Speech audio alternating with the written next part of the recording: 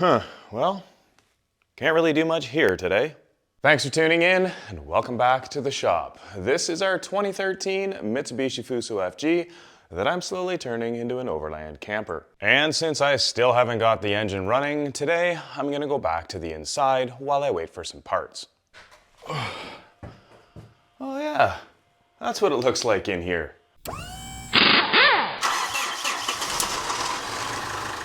It's been a while since I've done any work in here, but today I'm going to start out by correcting the last thing that I was working on, and that is the arrangement of the seat cushions. They are now sittable, of course, but the base to back proportion isn't quite right, and I have a simple fix for it.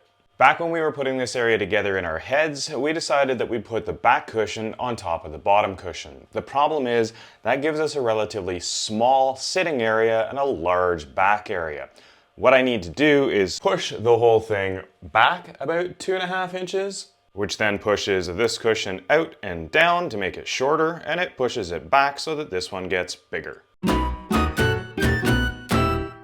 Now just a matter of removing a couple of screws and we should be able to make the modification. I'm definitely not someone who gets things right the first time every time. Wish I could be, but that's something that's really nice about using T-slot extrusion is this really doesn't take a lot of work to rework. Yes, I'll be losing a small amount of material, but if you compare this to the effort that would go into reworking a glue and screw type wood cabinet, it's a fraction of the time and effort.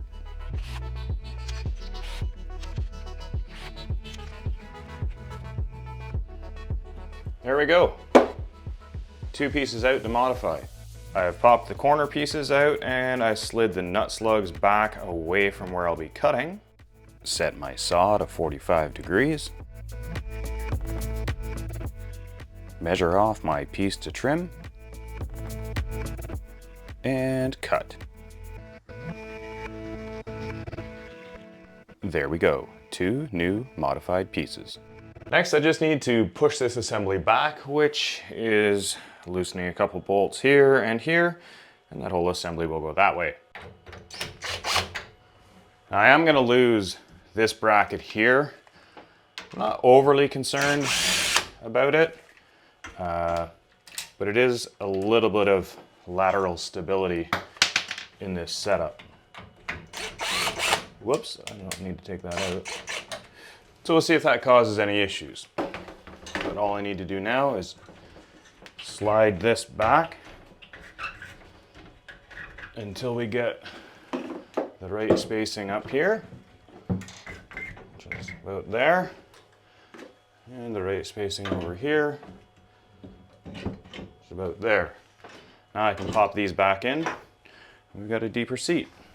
This flexibility in design allows for easy changes now as well as future proofing. Whew, it's getting warm in here. Now, I've also gone and tightened the bottom in the right spot, so now we should have an 18-inch bottom cushion and a 15-inch back cushion, even though both cushions are 18 inches. One little short-term snag that I'm going to run into is that previously the back panel was resting on top of the bottom panel.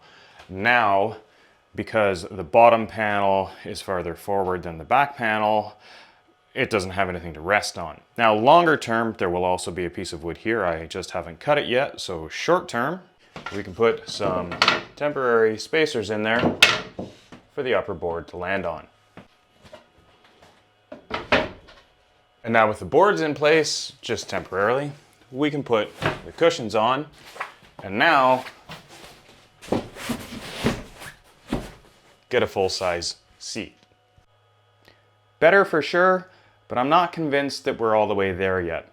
The seat size matches better, the back size matches better, but I feel like I'm being pushed forwards, and I still think that the top of this section needs to be pushed back to give us some angle, though I get told otherwise.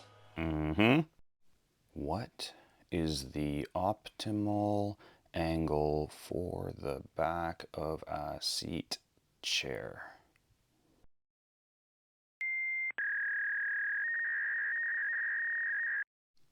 So 100 to 110 degrees. Interesting. That seems more logical. Why didn't I check that first? I guess we're taking it apart again. This time I'm just gonna remove this part of the frame, put the boards back in place, and just use a spacer off the wall to check. 10-degree slope back means that I'm going down to about 3 inches here, which is gonna get a little tight, but hey, if that's what feels right.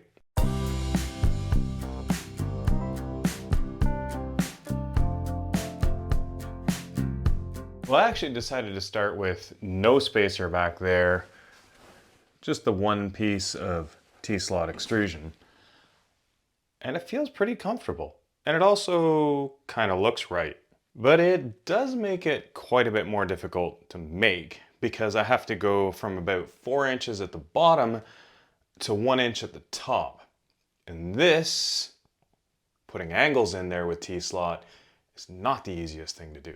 But for me, this means spending a few hours designing new 3D parts to join things together at 15 or 75 degrees. One new bracket for the base, and one that slips into the top.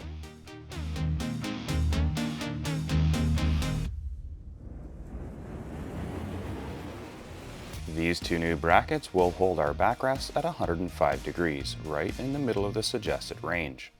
And I'll also make a corner cap to slip onto that mitered corner on the top.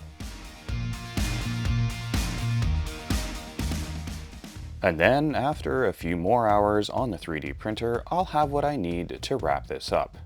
Well, almost. You see, for those not familiar with how 3D printing works, you probably think the part just pops out like this. Well, can you guess the one thing that most people don't think about when they're new to 3D printing? If you guessed gravity, you're right. Yep, you can't print in midair, so this is what parts look like when they're done. This is called support material, and it's printed in a way that allows it to be somewhat easily removed after the print, but still supports it during printing. Removing this material is part of what's called post-processing. Removing all of these bits takes a little bit of time, and I also like to do a quick flame wash to get rid of any little hairs or strings of filament that sometimes get left behind. Of course, all of this takes time. So welcome to day 2, where everything still looks the same. But we can now swap out these end pieces for these end caps. That looks better.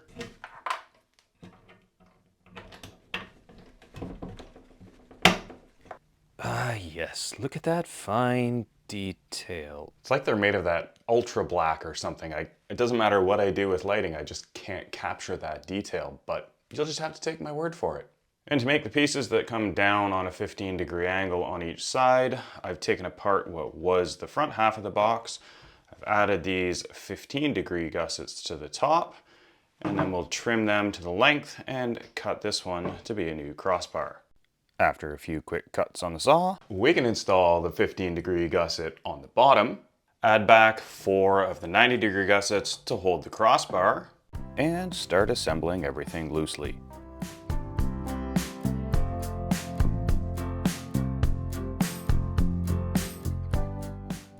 If you're building out of 1010 T-slot, make sure you check out the links in the video description where you can download the parts that I've created to print yourself.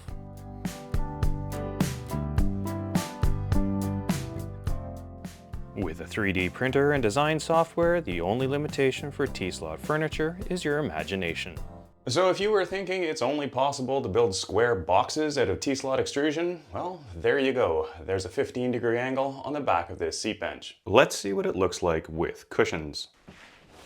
That feels better. Both the angle and just sitting down for a minute.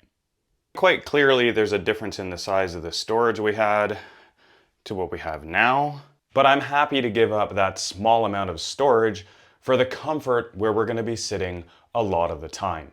The added space to the base of the seat is definitely an improvement, but really, for me, that 15-degree angle in the back is what sells it. With a table sitting right around here, it'd be perfect for typing and editing. A little bit of a lean forward or sit up straight for eating, and definitely enough space to relax. If only I had time to relax. Nope, no time to relax. I've got to do the other side. But since for you, that's going to look exactly the same as this side, just in reverse, I'm going to leave this video to end here. Now, I know this has been a little bit shorter of a video than normal, but if you take a look in the video description, I'll post a link there to a video of something else that I've been working on, and unless you watch this video to the end and read the description, you're not going to know that this video even exists. Take a look at it, let me know what you think. If you want to see more of that type of content, throw a comment in that video and let me know. Thanks for watching, and we'll see you next time.